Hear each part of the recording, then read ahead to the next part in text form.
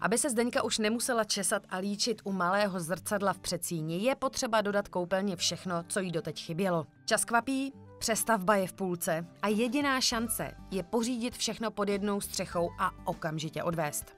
My vás potřebujeme poprosit o kompletní vybavení koupelny, kterou právě měníme.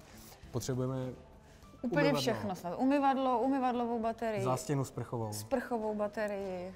Toaletu novou, nádrž kuchyní. Přesně tak. Sprchovou zástěnu.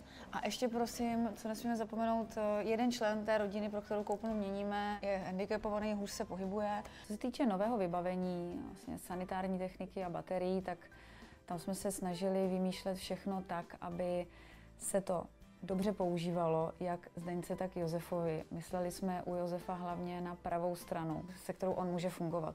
Tato zástěna by splňovala požadavek na bezbariérový přístup. Jo, to se nám líbí, protože vlastně nevytváří žádný další schod.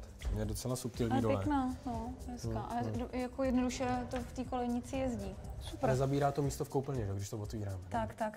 A v té sprše by bylo asi dobrý, kdyby se tam člověk mohl něčeho chytit, protože přece jenom je pán ochrnutý a bude se tam špatně. Doporučoval bych madla, 2 madla. Jasně. A nebo něco na sezení. Můžu vám nabídnout tuto sedačku do sprchového koutu, to sklopné a využijeme maximální prostor toho sprchovacího prostoru. U sprchové baterie jsme mysleli taky na Josefa. Vlastně tam jsou 2 cesty, jak to pojmout. Můžete mít klasickou sprchovou hlavici, ale můžete se vždycky jenom sprchovat tak, že na vás cáká voda ze zhora, když to takhle řeknu. A nebo můžete mít jenom ruční sprchu, kde se zase musíte tu sprchu prostě chytnout do ruky, jinak se neumyjete.